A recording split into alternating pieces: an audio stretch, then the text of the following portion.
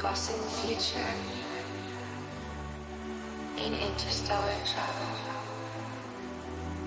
stepping on the ladder of time, flying. 낙성대는 무슨 대학교인가요? This stop is 낙성대.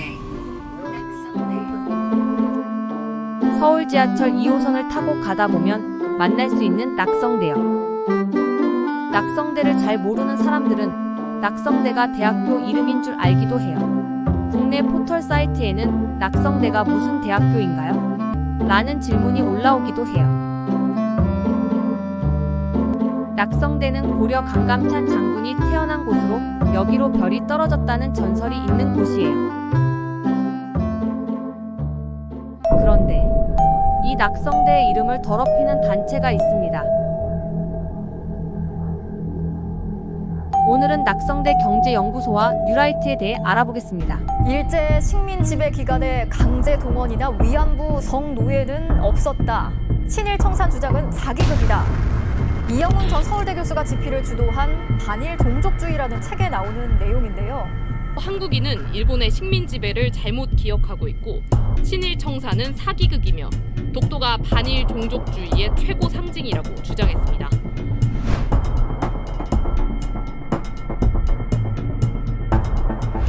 위안부는 기본적으로 다시 한번 말씀드립니다만 자신의 의지와 선택에 따라서 행해지는 위안부 자신의 소규모 영업이었습니다. 위안소 업자는 그들에게 영업 장소를 제공하고 수익을 일부를 나누는 계약관계였습니다.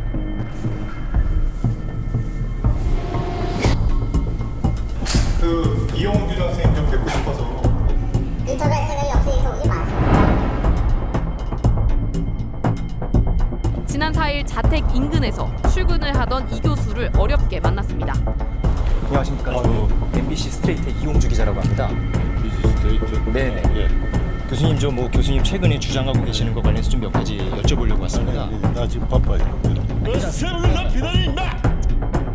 금방지게 이거 갖다 대고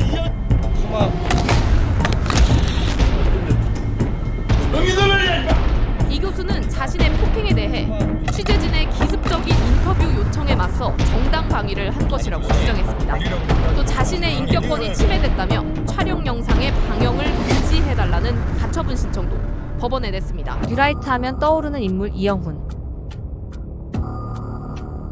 그는 왜 이렇게 화가 났을까요? 일제강점기 한국인 노무자들은 쉽고 편한 삶을 살았다. 지난달 유엔에서 일본인도 아닌 한국 학자가 한 발언입니다. 그런데 유엔에 가서 이런 주장을 하기까지 일본 극우단체가 깊숙하게 개입한 것으로 와이텐 취재 결과 확인됐습니다.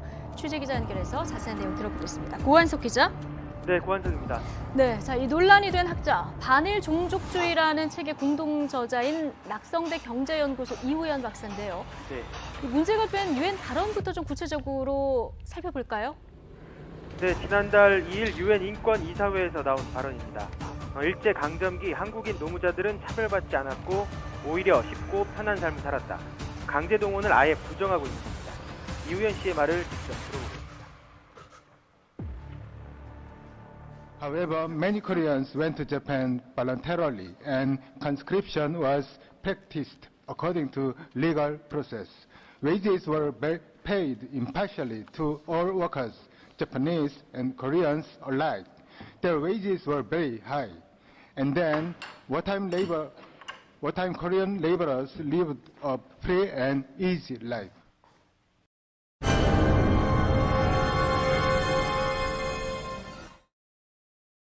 네. 자, 이런 발언을 하기까지 일본 극우단체 지원을 받았다는 건 또 어떤 얘기입니까? 네, YTN은 광복 74주년을 맞아서 일제강점기 어린이 강제동원 문제를 기획 보도했었는데요.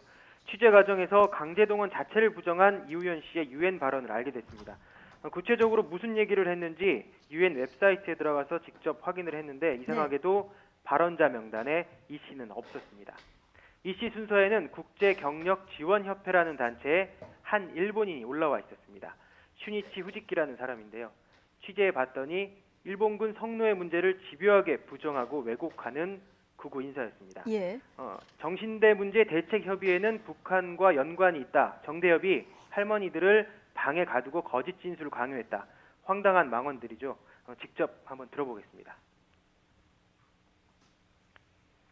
The group has strong ties with DPRK, and its purpose behind the comfort woman issue is to defame Japan, demand money, and drive a wedge into the Japan-U.S. allocated security partnership.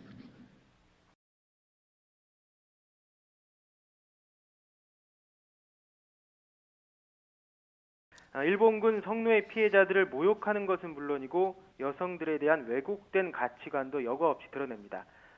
소녀상 얼굴에 종이봉투를 씌우고 조롱하는 미국인 유튜버 토니 마라노의 후원자이기도 한데요. 그가 속한 ICSA는 유엔이란 국제 무대에서 위안부 문제를 부정하기 위해 만든 비정부 기구로 포장된 극우 단체로 추정이 됩니다. 예, 자, 이 슈니치 후지키 직접 우리 취재진에서 통화를 했다고 들었는데 뭐라고 하던가요? 네, 자신이 직접 이우연 씨에게 유엔에 가자고 제안을 했고 비용도 됐다고 인정을 했습니다. 네. 직접 들어보겠습니다. ね、あれはちょっと手続きの問題だけで、初めからイさんが喋ることになってたんですよ。ね、イウヨン博士が ICSA 会員の資格で発言したわけですよね。そうですね。はい、そう。私は彼の論文をね、読ませてもらって、彼にその国連で話してくれないかというお願いをしたんです。 네, 유엔 본부가 있는 스위스 제네바까지 항공료 그리고 5박 6일 체류기간 숙박비를 냈다고도 인정을 했지만 구체적인 금액을 말하진 않았습니다. 네, 그러니까 일본의 극우 인사가 이우연 씨에게 유엔에 가자고 제안도 했고 비용도 됐다 이런 증언을 한 건데 이우연 씨도 직접 만나서 취재를 했죠. 네, 낙성대 경제연구소에서 이우연 씨를 만날 수 있었습니다. 예. 슈니치 후지키는 올해 5, 6월쯤 페이스북을 통해서 알게 됐다고 하고요. 유엔에 가자는 제안을 받은 것도 사실이라고 인정을 했습니다. 일제강점기 한국인 노무자들이 합법적으로 평등하게 일했다는 건 자신의 학문적인 판단이고 소신이라고도 말했습니다. 따라서 유엔에서 발언한 것은 학자적 양심을 지킨 것이라 문제가 없다는 입장이었고요. 오히려 객관적인 근거가 없는 반일 종족주의라는 왜곡된 인식 때문에 한일 갈등이 촉발되고 있다고 강조했습니다. 예. 인터뷰 내용 중 일부를 들어보겠습니다. 저는 극우단체건 극자단체건 역사적인 사실, 제가 알고 있는 역사적인 사실을 공유하고 그것을 알리는 사람이라고 한다면 앞으로도 계속 그와 같은 활동이라도 계속할 것입니다. 학문적 소신이라 어디서 많이 들어본 이야기 같은데요. 구한말 나라를 일본에 갖다 바친 사람들도 비슷한 말을 했죠. 낙성대 경제연구소가 일본 극우의 지원을 받았듯 낙성대 경제연구소의 많은 인사들이 사회 각 분야에서 활동하고 있습니다. 특히 교육 분야에서 이들은 독버섯처럼 퍼져 있습니다. 또 같은 날 일본의 대표적인 보수 매체 산케이 신문이 이 씨의 발언을 보도합니다. 한국 학자조차 강제동원을 부정하는데 한국 사법부와 정부가 억지를 쓴다. 이런 논리와 여론을 만드는 거죠. 유엔에서 한 발언 그리고 반일 종족주의가 학문의 영역을 넘어서 일본 극우 세력의 칼이 된 셈입니다. 일본 극우의 목소리를 대변하는 한국인들의 발언은 일본 극우 언론에 다시 이용되고 있습니다. 유엔 인권위원회가 일본에 일본군 위안부라는 용어 대신에 강제 성노예로 바꿔 부르라고 권고했습니다. 일본 정부는 이 노예라는 표현은 적절하지 않다고 반발했지만 국제사회의 시선은 냉담합니다. 도쿄 유상하 특파원입니다. 유엔 인권위원회가 최근 일본 내 인권 상황을 종합 심사한 뒤 내놓은 보도자료입니다. 일본군 위안부 피해자에 대해 위안부라는 완곡한 표현 대신 강제 성노예로 바꿔 부를 것을 권고하고 있습니다. 성노예라는 용어는 미국과 국제사회에서 통용되고 있지만 유엔 기구에서 공식 권고가 나온 것은 처음입니다. 柔らかい婉曲な言い方、日本で言えばですね、それが慰安婦です。で、実態はどうだったかっていうと、本当に性奴隷。 유엔 회의석상에서 일본 정부 대표는 무려 90년 전 국제연맹 당시 노예 규정까지 꺼내들며 성노예 표현은 부적절하다고 반론을 제기했던 것으로 전해졌습니다. 하지만 위원회는 법적 책임을 지라는 6년 전 권고에도 일본의 사죄가 충분치 않았다고 지적하는 등 비판적인 태도를 보였습니다. 위안부는 일본군 입장에서 쓰인 말로 강제성을 드러내지 못한다는 지적을 받았지만 일제 공식 문서에 나오는 증거라는 의미에서 그동안 사용돼 왔습니다. 성노예를 공식 용어로 쓰라는 유엔의 최종 입장은 이달 안에 발표될 예정입니다. 유엔 인권이사회가 일본의 일본군 위안부 문제에 대해 사죄하고 보상할 것을 권고했다고 일본 언론이 보도했습니다. 일본 교도통신에 따르면 유엔 인권이사회는 지난 14일 스위스 제네바에서 열린 일본 인권 상황에 대한 보편적 정례 인권 검토 UPR 회의 결과를 토대로 일본군 위안부 문제에 대해 성의 있는 사죄를 하고 희생자에 대해 보상하라고 요구하는 권고를 내렸습니다. 일본 정부는 UPR 회의에서 위안부 합의를 통한 한일 협력으로 위안부 피해자들의 명예와 존엄을 회복하고 마음의 상처를 치유한 사업을 실시하고 있다고 주장했습니다.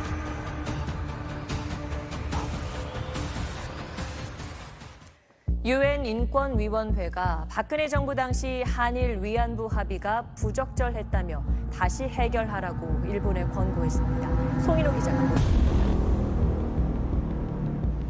스위스 제네바에서 열린 유엔 인권위원회의 인종차별철폐위원회. 위원들이 위안부 문제에 대한 일본 정부의 사죄와 보상을 촉구합니다. What I think is probably very simple, which is offering apologies and reparations that the victims feel is adequate. 3년 전 박근혜 정부 당시 한국과 일본 정부가 한 위안부 합의는 부적절했다고 비판했습니다. And that the announcement was reached without consultations of the survivors of the comfort women system. 위원회는 일본 정부가 위안부 피해자 중심의 접근을 하지 않았고 피해자들과 적절한 협의도 하지 않았다고 지적했습니다. 정부 책임을 인정하지 않은 점도 문제 삼았습니다. 따라서 위안부 피해자들에게 영구적인 해결책을 보장하고 인권 침해 범죄에 대한 책임을 수용하라고 일본 정부에 권고했습니다. 일본은 협박으로 맞받았습니다. 繰り返しそういうことが行われるということはこの委員会の存在意義ということにも関わってこようかというふうに思っております。 2015년 위안부 합의에 대해 유엔이 부적절했다는 지적을 했는데 일본은 돈으로 협박을 했습니다. 북한 인권에 대해선 그렇게 비판하는 사람들이 일본의 이런 파렴치한 인권 유린에 대해서는 입을 닫습니다. 그런데 최근 어이없는 일이 또 발생했습니다. 최근 여성 인권 문제를 논의한 유엔 회의에서 일본 대표가 위안부는 근거 없는 주장이라며 역사적 사실을 정면으로 부인했던 게 MBC 취재 결과 뒤늦게 확인됐습니다. 당시 북한 대표는 일본 대표와 날선 공방을 벌였는데 우리 한국 대표는 아무런 발언도 하지 않았습니다. 지난 9일 유엔 총회 제3위원회 여성 인권을 주제로 한 이날 회의에서 북한 대표가 일본군 위안부 문제에 대해 일본의 진실한 사죄와 보상을 요구했습니다.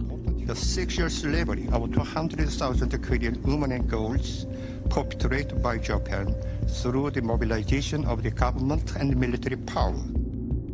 그러자 일본 대표는 즉각 근거 없고 잘못된 주장이라고 반박했습니다. 모든 나라는 겸손하게 역사를 직시해야 하고 일본은 그렇게 해왔다고도 주장했습니다. The earlier reference by North Korea about Japan is erroneous and groundless. 북한 측은 황당하다는 듯 거듭 반박했고 일본 측도 재반박에 나서면서 양측은 세 차례 발언을 통해 공방을 이어갔습니다. Japan's crime can neither be erased nor changed. The claims and figures that North Korea just mentioned regarding Japan are based on factual errors and are groundless. 일본은 거듭 일본군 위안부의 존재를 부정했습니다. 일본군 위안부 존재를 부정하는 일본의 뻔뻔한 태도에 북한은 강하게 비판했습니다. 하지만 우리 정부 대표는 침묵했습니다.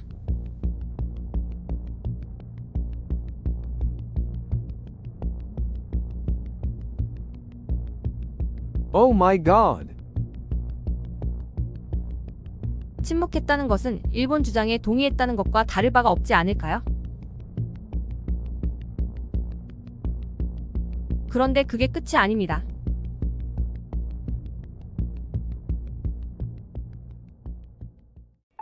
국가보훈부 산하 독립기념관 신임 이사에 식민지 근대화론을 옹호하는 연구진들이 소속된 낙성대 경제연구소의 박이택 소장이 임명돼 논란이 일고 있습니다. 보훈부에 따르면 지난 1일 박 소장을 비롯한 5명이 독립기념관 신규 이사로 취임했습니다.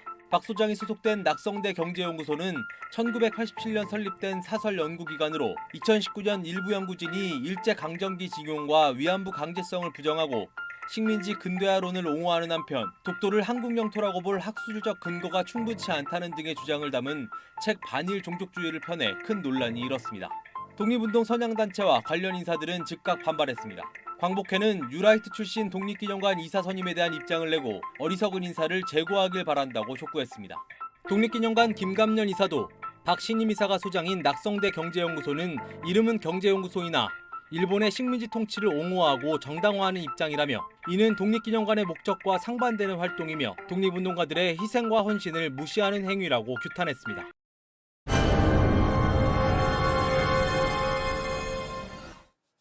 (1945년 8월 15일이) 광복절이 아니라고 주장한 김형석 신임 독립기념관장이 독립유공자 후손들의 격한 항의 속에 오늘 공식 취임했습니다.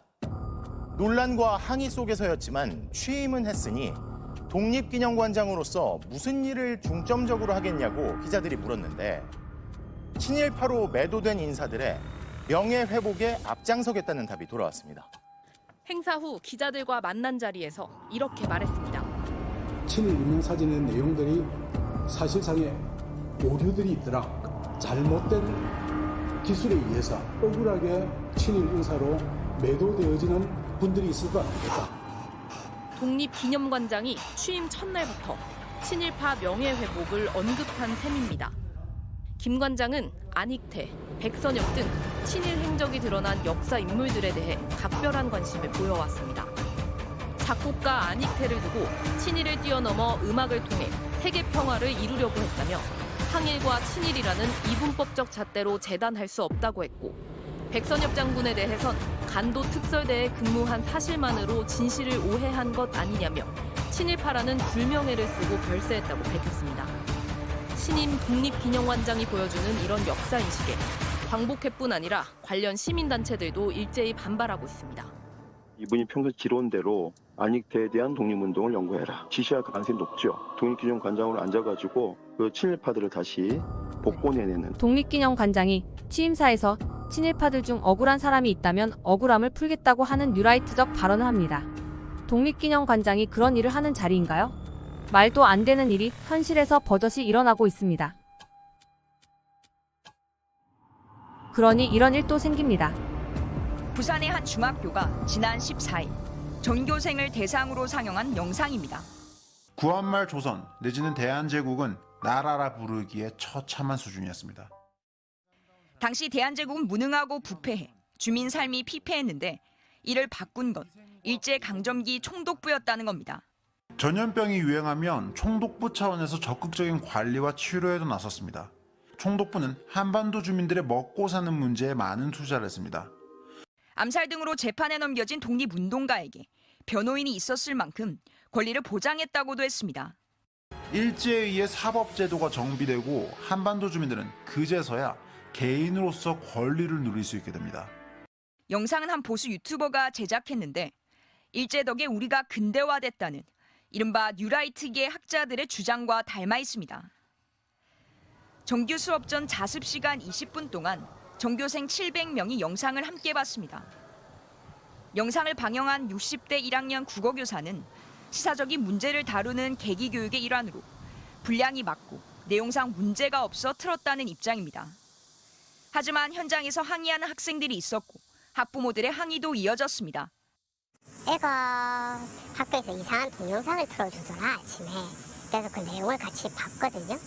광복절 전날에 보여준다는 게 참 많이 참다르죠. 교사가 뉴라이트 식민사관을 아이들에게 이야기하는 현실.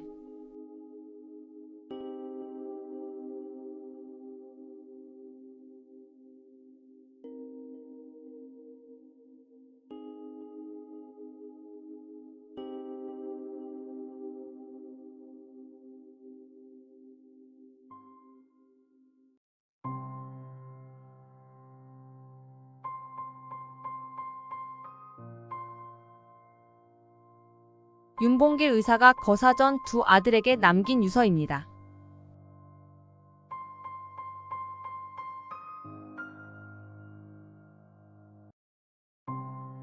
윤봉길 의사는 무엇을 위해 이런 선택을 했을까요?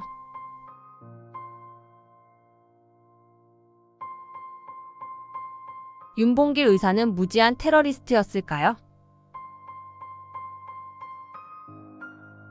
하지만 진실은 바뀌지 않습니다.